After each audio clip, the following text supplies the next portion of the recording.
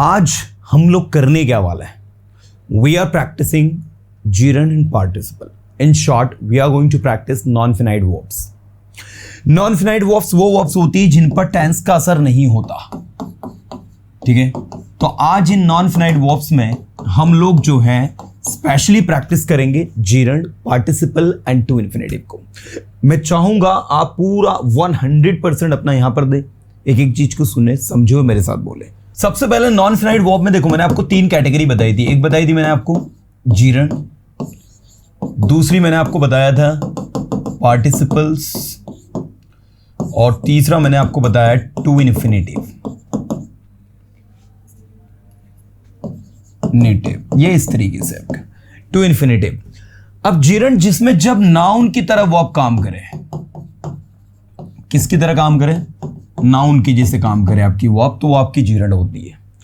Participle आपके 3 बताए मैंने, लेकिन पार्टिसिपल में प्रेजेंट पार्टिसिपल, पास्ट पार्टिसिपल और परफेक्ट पार्टिसिपल, तीनों पार्टिसिपल में वर्ब आपकी किसकी तरह काम करती है, एडजेक्टिव की तरह काम करती है। तो जब वर्ब नाउन की तरह काम करेगी तो जीरंड, जब वर्ब एडजेक्टिव की तरह काम करेगी तो पार्टिसिपल।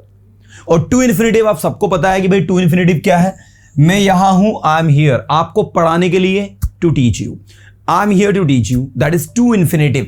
जहां भी टू के बाद वर्ब की फर्स्ट फॉर्म लगकर ऑब्जेक्ट आ जाता है, दैट्स कॉल्ड टू इन्फिनिटिव, उसे हम टू इन्फिनिटिव कहते हैं। इन शॉर्ट जो मैं अभी आपको समझाने वाला हूं वो ये है कि आपको जीरंड, पार्टिसिपल और टू इन्फिनिटिव के बीच में डिफरेंस को देखना है और उसके अकॉर्डिंग मैं आपसे सेंटेंस पूछूंगा, आपको इंग्लिश में बनाना है। मैंने कहा मैंने उसे डांस करते हुए देखा, वह एक अच्छा डांसर है, इसकी इंग्लिश बनाओ।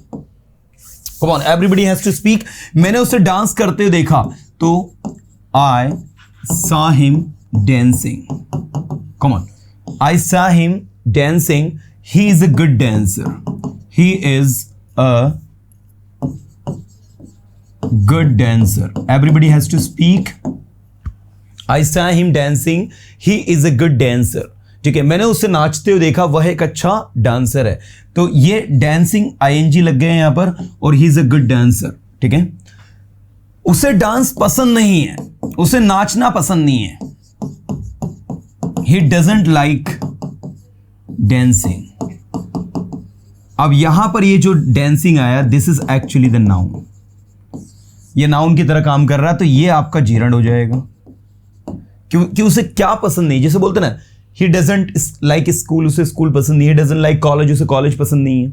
he doesn't like books, उसे किताबें पसंद नहीं है। तो ऐसे ही बुक्स, कॉलेज, किताबों की जगह हम लोग डांसिंग को यूज करते हैं। डांसिंग किसकी तरह काम कर रहा है, नाउन की तरह। मतलब ये डांसिंग आपका नाउन की तरह काम कर रहा है, तो ये डांसिंग आपका जीरंड है। लेकिन ऊपर वाले में देखो, I saw him dancing, मैंने उसे नाचते हुए देखा।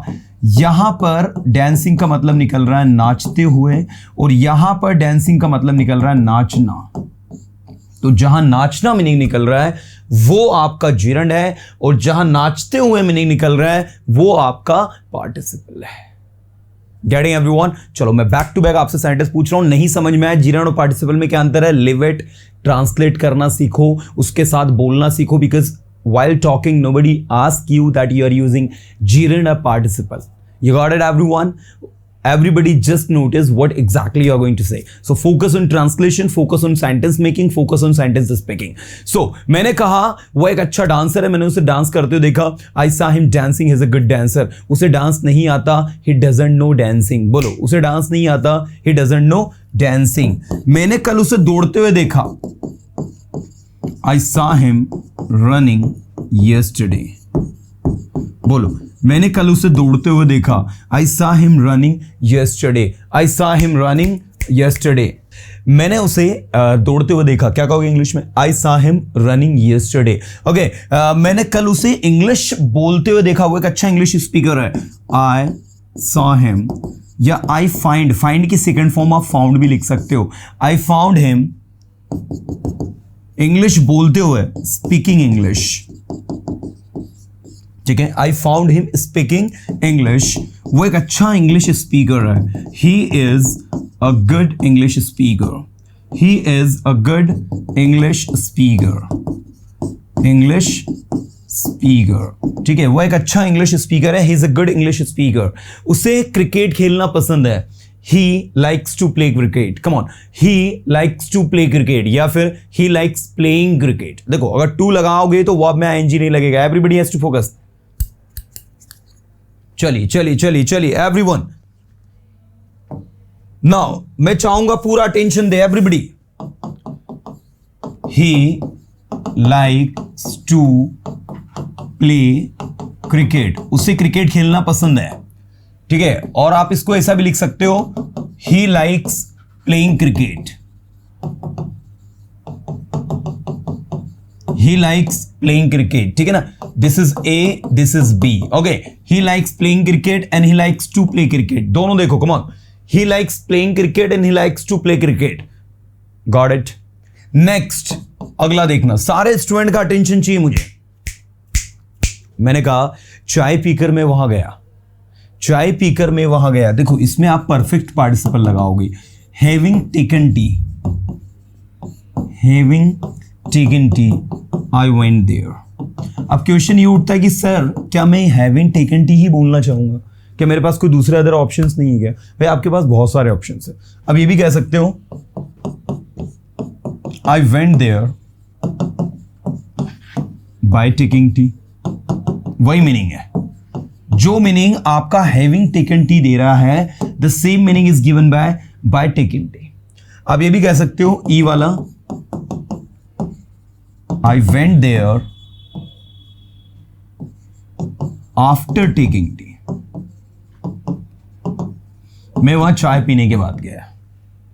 आप ये भी कह सकते हो आई वेंट देयर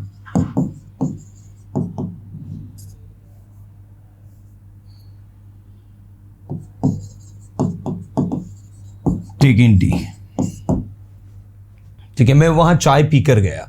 तो आप देख सकते हैं कि हैविंग टेकन टी के लिए हमारे पास दूसरे अदर सब्स्टिट्यूट भी है जो इसको रिप्लेस कर रहे हैं, जिनका उपयोग इसमें हो रहा है, ठीक है। तो ये आपके पास सब्स्टिट्यूट है इनके आंसर के, ठीक है। तो मैं चाहूंगा परफेक्ट पार्टिसिपल को लेकर बिल्कुल भी टेंस्ड फील नहीं करें, क्योंकि परफेक्ट पार्टिसिपल जो है थोड़ा प्रपोजिशन की तरह यूज होता है, तो आप उसको लेकर बिल्कुल टेंस नहीं हो। फोकस आप ज़्यादा करें, एक तो प्रेजेंट पार्टिसिपल पर और दूसरा पास्ट पार्टिसिपल और जीरेंड पर। टू इन्फिनिटिव आपको आ ही जाता है, ठीक है। जैसे मैं आपके साथ हूं आपकी मदद के लिए, क्या कहोगे? I am with you to help you, ठीक है। मैं आपके साथ हूं तो आई एम विथ यू, मदद के लिए टू हेल्प, आपकी तो यू, और सिर्फ मदद के लिए to help. I am with you to help, मैं आपके साथ हूं मदद के लिए, और आपकी मदद के लिए तो I am with you to help you, ऐसा भी लिख सकते हो आप, दोनों सही है आपके, ठीक है ना। चलो next, everybody has to focus. चलो अगला सेंटेंस मैंने उसे बोला, मैंने एक टूटा हुआ दरवाजा देखा, मैंने एक टूटा हुआ दरवाजा देखा, या मुझे टूटा हुआ दरवाजा दिखा। आई फाउंड या I saw a broken door, I saw a broken door. मेरे पास एक टूटा हुआ पेन है, I have a broken pen, I have a broken pen, ठीक है। उसने अपनी, मान लीजिए किसी का कोई एक्सीडेंट हो गया, for example somebody met with an accident, और उसकी जो गाड़ी है वो खराब हो गई है, टूट गई है पूरी तरह से, लाइक, है ना। तो आपने कहा कि उसने टूटी हुई गाड़ी को रिपेयरिंग के लिए लेकर गया, तो क्या कहोगे? ही took the damaged car for repairing, ठीक है, रिपेयरिंग के लिए, और रिपेयरिंग करवाने के लिए फॉर गेटिंग इट रिपेयर्ड। अगर आप इसमें रिपेयरिंग करवाने के लिए यूज करेंगे तो फॉर गेटिंग इट रिपेयर्ड। ध्यान दीजिएगा थोड़ा सा। He took the damaged car, तो डैमेज्ड क्यों लिखा मैंने यहां पर? आप देख सकते हैं damaged, this is past participle actually.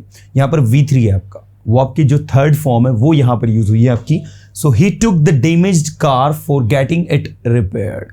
He took the damaged car for getting it repaired, उसने डैमेज्ड कार को रिपेयर करवाने के लिए लेकर गया। तो this is actually the damaged car. He took the damaged car for getting it repaired, है ना, that is the thing. Now the next we have, उसने सारे जो कह सकते हैं कि फटे हुए जो पेजेस थे उनको कलेक्ट किए। क्या कहोगे? ही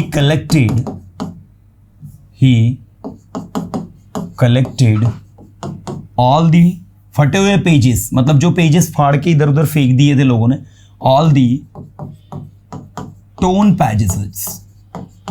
देखो ये TORNE, टीयर मतलब होता है फाड़ना, उसकी थर्ड फॉर्म क्या होती है? टोन। मैं आपको ये बताना चाहता हूं कि आपका जो वर्ब की थर्ड फॉर्म है, जैसे मैं कुछ वर्ब में यूज कर रहा हूं, ब्रोकन, डैमेज्ड, टोन, ठीक है, TORNE, टोन। इसके बाद नेक्स्ट है आपका क्लोज्ड, ठीक है ना। तो ये इस तरीके से आपका वर्क करेगा, ठीक है, broken, damaged, torn, closed, right. इसके बाद में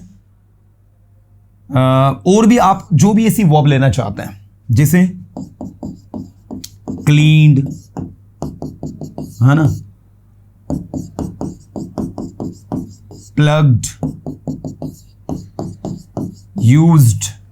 आप देख सकते हैं यूज्ड मटेरियल मतलब जिसका उपयोग किया जा चुका है वो मटेरियल, प्लग्ड फ्लावर्स, टूटे हुए फूल, क्लीन रूम, साफ कमरा, क्लोज्ड विंडो, बंद खिड़की, आई सा क्लोज्ड विंडो, मैंने एक बंद खिड़की देखी, टोन पेपर्स, फटे हुए पेपर्स, डैमेज्ड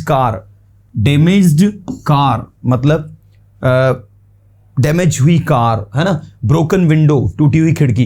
तो इस तरीके से आपको ये जो वर्ब की थर्ड फॉर्म्स हैं, it is working as an adjective. ये एक एडजेक्टिव की तरह काम कर रही है, एक विशेषण की तरह काम कर रही है। समझ में आ रहा नहीं है? तो आप इसको इस तरीके से थोड़ा सा ध्यान रखें कि जब कोई वर्ब आपकी एज एडजेक्टिव काम कर रही हो तो वो एक्चुअल में वर्ब नहीं होती है, वो एक एडजेक्टिव होता है और वो एक कह सकते हैं कि पार्टिसिपल की तरह काम करता है। और वो कौन सा पार्टिसिपल होता है? वो आपका होता है पास्ट पार्टिसिपल। और जैसे देखिए मैंने कहा डेवलप्ड कंट्री, डेवलप्ड कंट्री मतलब ऐसी कंट्री जो डेवलप हो गई हो। मैंने कहा India is not a developed country, India is a developing country. तो डेवलपिंग क्या है? India is a developing country मतलब भारत एक विकासशील देश है, विकसित नहीं है। तो डेवलपिंग मतलब जो डेवलप हो रहा हो उसको कहेंगे developing. India is a developing country. ऐसे देखो एक वर्ड होता है interested, I am interested in learning English, मैं इंग्लिश सीखने में इंटरेस्टेड हूं। और ये टॉपिक कैसा है? बहुत ज्यादा इंटरेस्टिंग है। तो देखो इंटरेस्टिंग जिसमें आईएनजी लगा है वो प्रेजेंट पार्टिसिपल है, इंटरेस्टेड जिसमें ईडी लगा है वो आपका पास्ट पार्टिसिपल है। दोनों के मीनिंग अलग अलग है। जो मीनिंग आपका इंटरेस्टेड देगा वो इंटरेस्टिंग नहीं देगा। जैसे मैंने कहा कि भाई ये जो टॉपिक है बड़ा इंटरेस्टिंग है यार, this topic is very interesting, I like it. बोलो एक बार, this topic is very interesting, I like it. ये टॉपिक बड़ा ही इंटरेस्टिंग है, मुझे टॉपिक बहुत पसंद है।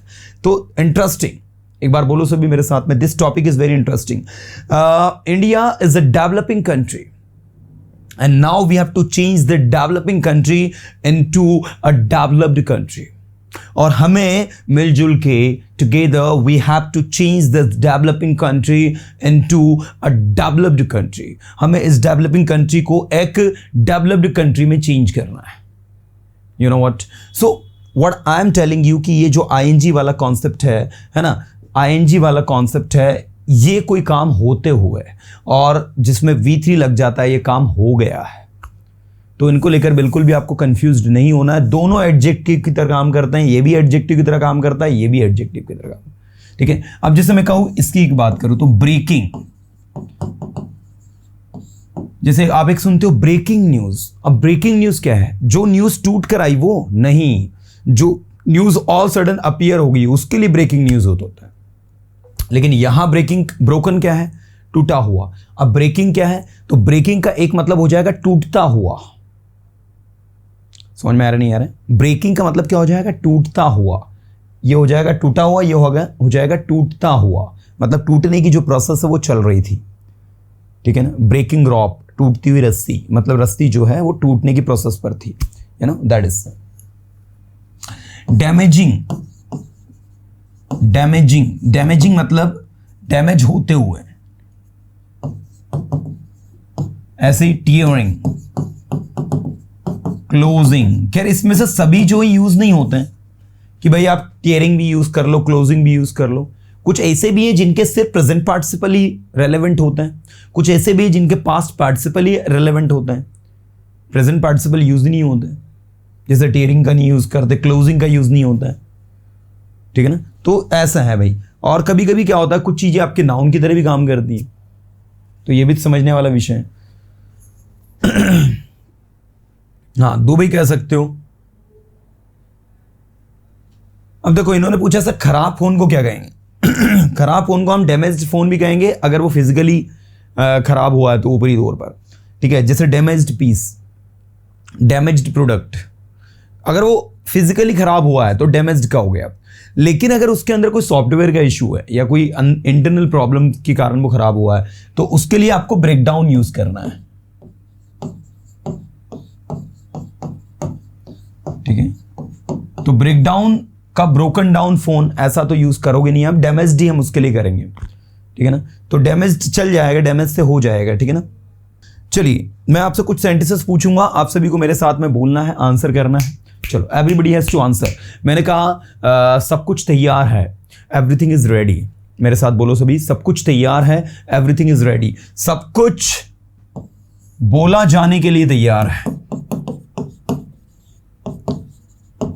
Everything is ready. बोला जाने के लिए, to be spoken. Everything is ready to be spoken. सब कुछ बोला जाने के लिए तैयार है, तो everything is ready to be spoken. Everything is ready, सब कुछ तैयार है, सब कुछ तैयार था, सब कुछ तैयार था, एवरीथिंग वॉज रेडी। सब कुछ तैयार था बोला जाने के लिए, everything was ready to be spoken. Everything was ready to be spoken. नहीं अनिल जी, ये यूज नहीं कर सकते हैं।